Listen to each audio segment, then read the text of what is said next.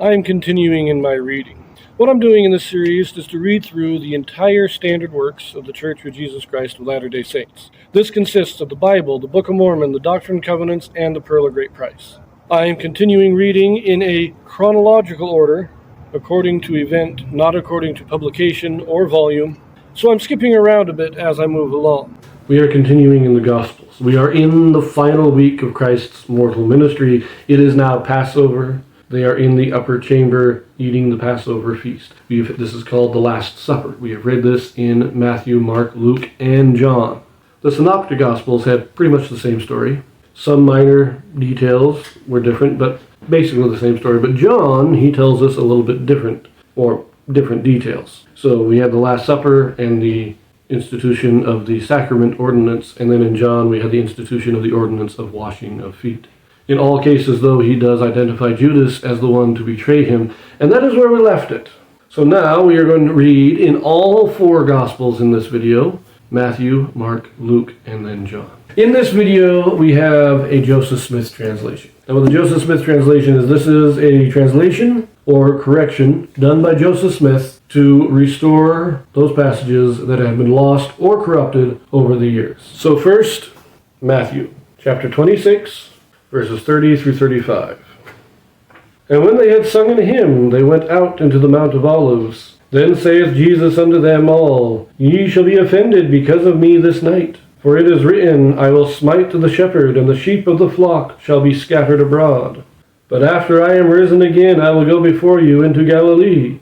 Peter answered and said unto him, Though all men shall be offended because of thee, yet will I never be offended.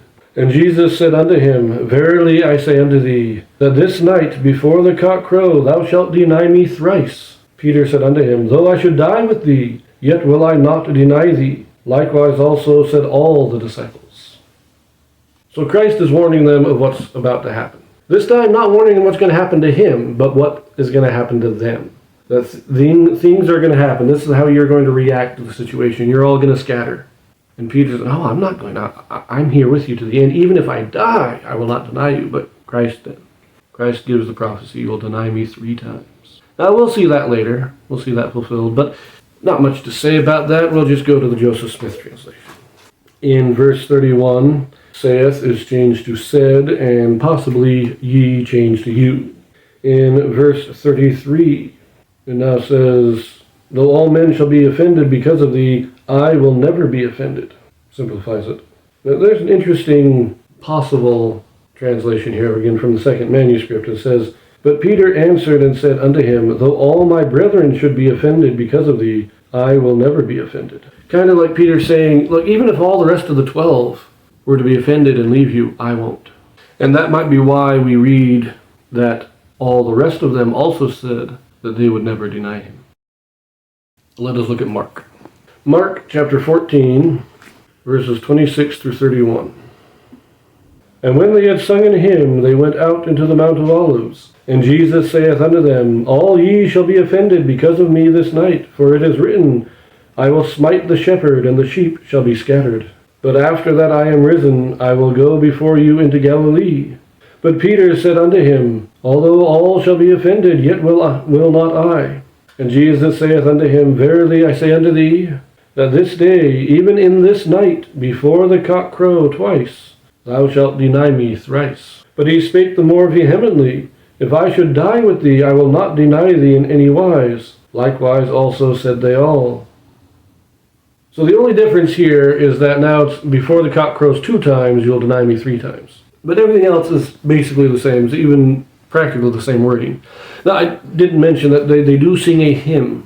It's like they're saying their evening prayers. They're getting ready for the final moments. But they don't tell us what hymn they sang, and there's not much else for me to say, so let's look at the Joseph Smith translation. Now remember that when I read about Judas's conspiracy with the Jews, that conspiracy as recorded in Mark is shifted down now to this portion. So we will be reading it again. We have here now, in verse 27, saith is changed to said. But then verse 28 is where we move this conspiracy. So it now says, But after that I am risen, I will go before you into Galilee. And he said unto Judas Iscariot, What thou doest, do quickly. But beware of innocent blood. Nevertheless, Judas Iscariot, even one of the 12, went unto the chief priests to betray Jesus unto them. For he turned away from him, and was offended because of his words. And when the chief priests heard of him, they were glad, and promised to give him money. And he sought how he might conveniently betray him. Before I say anything about that, let us continue here. Verse 29 now says, But Peter said unto Jesus, Although all men shall be offended with thee, yet I will never be offended. Then in verse 30 we change saith to said. And for some reason we have, instead of that this day, it's that at this day. That's an odd change. And in verse 31, instead of I will not deny thee in any wise, we have yet will I not deny thee in any wise. Those are just minor grammatical simplifications, you might say. But going back to Judas's conspiracy here, John and Mark, going by the Joseph Smith translation, both have Judas going out to meet with the Jews after the Last Supper. Matthew and Mark have it before the Last Supper. What I think really happened, if I was going to lay this out in a full timeline, I would say before the Last Supper, Judas goes to the Jewish leaders and makes his covenant with them. Then he goes and attends the Last Supper. And as they leave and they're going into the Mount of Olives, Christ says, Judas, do what you have to do. And he goes, and that's where he goes to go get the Jewish leaders, because he knows where Christ is going, and he knows he will be away from the crowds. As it says, he was looking for a convenient time, and this presents itself as a convenient time. So I think he made the agreement before the Last Supper, and John and Mark record how he is, or when he separates himself from the rest of the 12 in order to go get the Jewish leaders. Now we pick it up in Luke chapter 22, verses 31 through 38. And the Lord said, Simon, Simon, behold, Satan hath desired to have you, that he may sift you as wheat. But I have prayed for thee, that thy faith fail not. And when thou art converted, strengthen thy brethren. And he said unto him, Lord, I am ready to go with thee, both into prison and to death. And he said, I tell thee, Peter, the cock shall not crow this day, before that thou shalt thrice deny that thou knowest me. And he said unto them, When I sent you without purse and scrip and shoes, lacked ye anything? And they said, Nothing. Then said he unto them, But now he that hath a purse, let him take it, and likewise his scrip. And he that hath no sword, let him sell his garment and buy one. For verily I say unto you, that this that is written must yet be accomplished in me. And he was reckoned among the transgressors, for the things concerning me have an end. And they said, Lord, behold, here are 2 swords. And he said unto them, It is enough. Now this reference to he was reckoned among the transgressors, that goes back to Isaiah chapter 53, verse 12.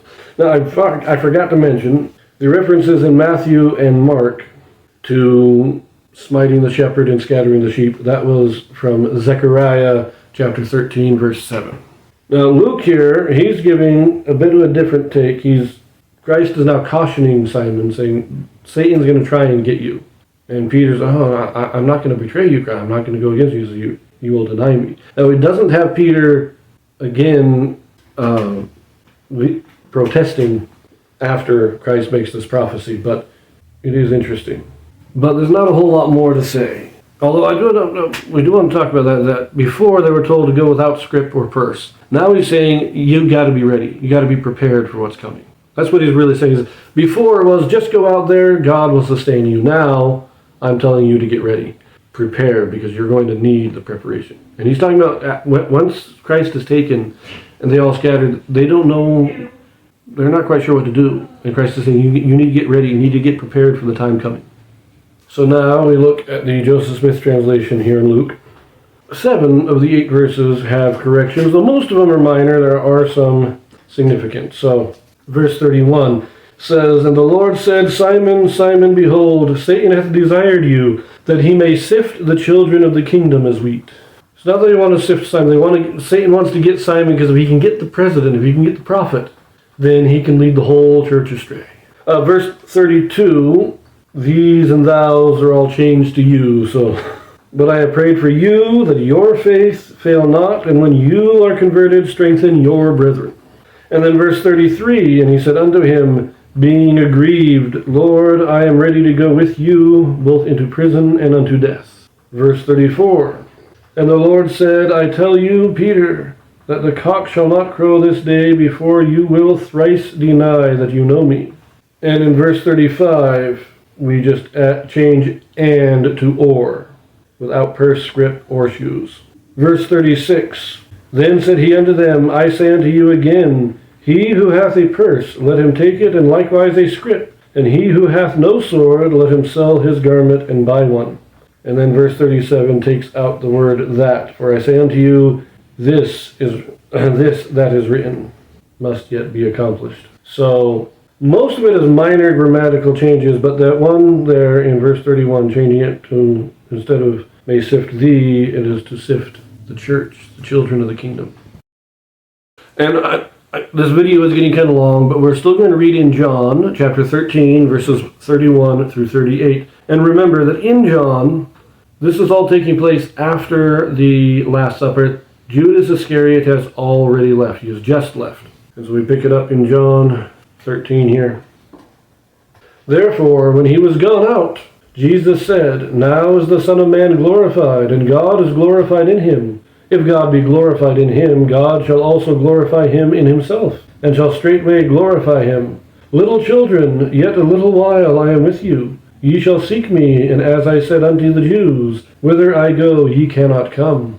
So now I say to you, a new commandment I give unto you, that ye love one another, as I have loved you, that ye also love one another.